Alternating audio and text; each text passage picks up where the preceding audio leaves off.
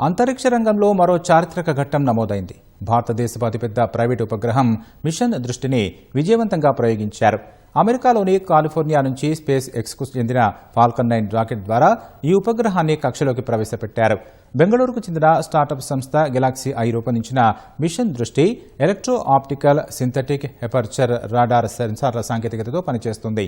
ప్రపంచ అంతరిక్ష చరిత్రలో ఈ తరహా టెక్నాలజీతో పనిచేసే మొట్టమొదటి ఉపగ్రహం ఇదే కావడం విశేషం. సాధారణ ఉపగ్రహాలు కేవలం వెలుతురు ఉన్నప్పుడు మాత్రమే స్పష్టమైన చిత్రాలను తీయగలవు. అయితే మిషన్ దృష్టి మాత్రం పగలు రాత్రి అనే తేడా లేకుండా వాతావరణం ఎలా ఉన్నా అత్యంత స్పష్టమైన చిత్రాలను పంపే సామర్థ్యం కలిగి ఉంది.